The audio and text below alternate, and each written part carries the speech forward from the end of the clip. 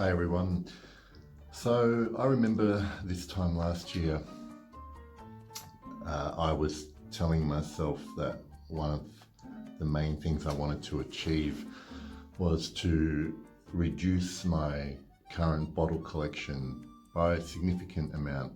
I can report back now that I really didn't make any headway into doing that. I replaced a lot of bottles I got rid of with new bottles, but I think this year will be different. I am going to make this video about my collection, my bottle collection specifically. I'm not going to talk about samples and what I'm going to include anything that's 30 ml and above, just for simplicity's sake. So that includes, I've got a few 30 ml decants of scents that I'll include here. And I'm going to talk about mainly the bottles I know will not be in my collection this time next year, because for a few reasons, but excuse me.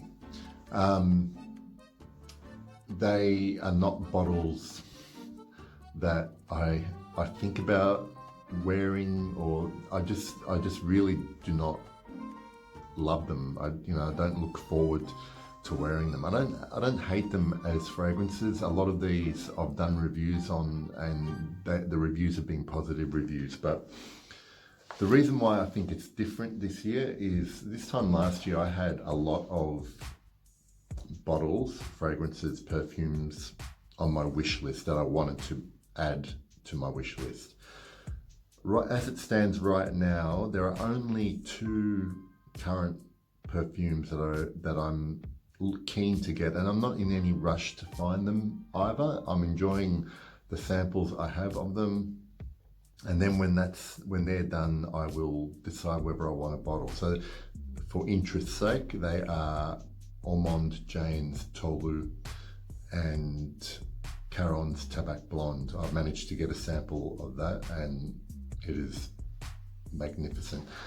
But anyway, I'm gonna talk about the bottles that will definitely not be in my collection this time next year. And the first one is the one I'm wearing as my scent of the day, and that's Bulgari Black.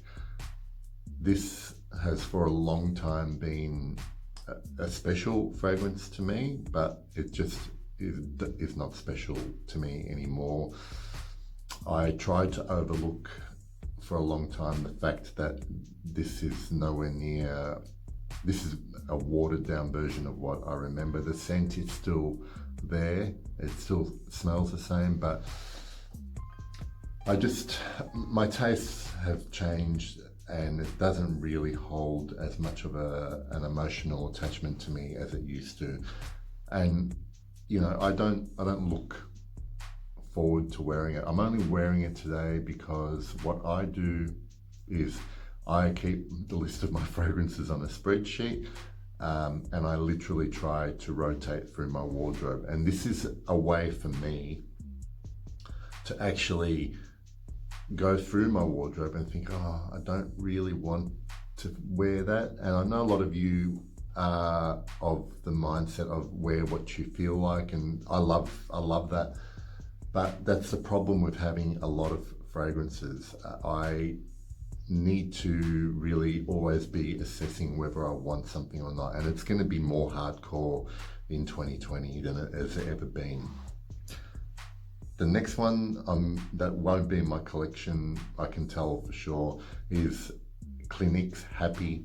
Now, I only bought this to make up an amount on an order, so this is a blind buy. So I was buying something else, and because I reached a certain limit, I wouldn't have to pay shipping. I can't remember what it was for, so this was very cheap.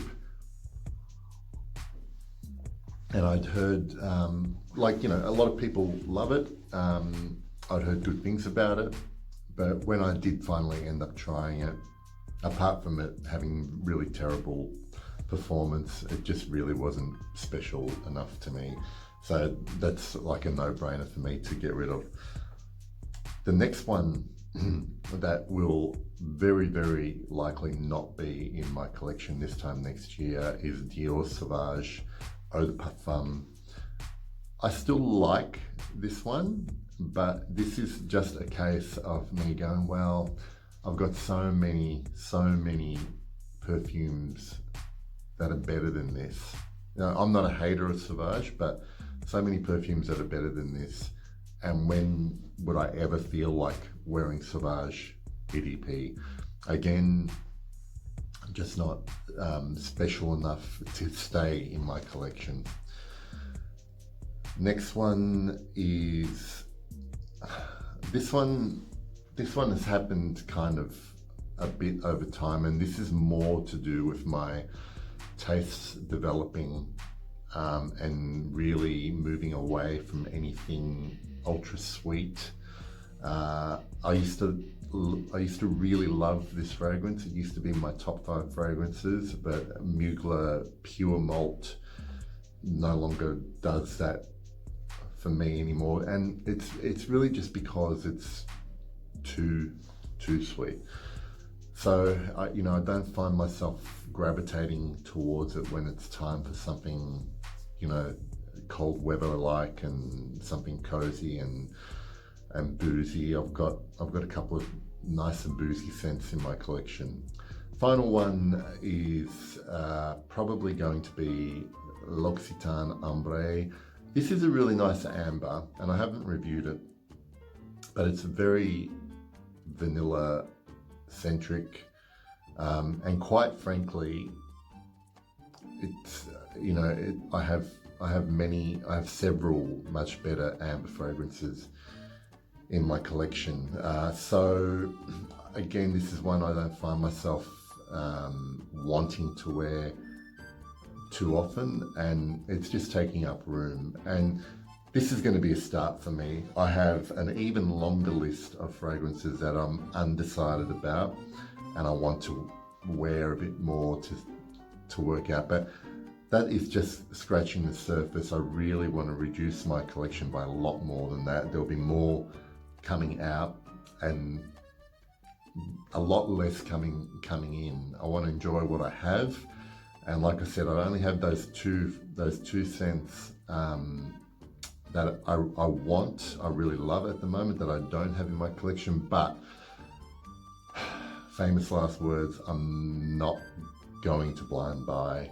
I'll try and get a sample of things like I have with these two, and work my way through those samples of decants, and then make a decision if I need it in my wardrobe. So tell me how you guys go about curating your collection, your wardrobe, how you decide what you're going to wear every day if you have a huge number of bottles. Now that's just my bottles, and I have even more samples and decants that I have to try and get through at some point. I wear usually minimum of 2 fragrances per day, so one to start off in the morning, and then another one for later in the day. Sometimes it's 3 if I have a shower again to go out or whatever. So that's how I try and get through what I have. And then on top of that, there's extra testing I do for reviews and all that kind of thing. I haven't even mentioned, there'll probably be also, I have large decants of a couple of creeds like Green Irish Tweed, Millésime Impérial. What else do I have there? Mansura's Cedrat Boissé.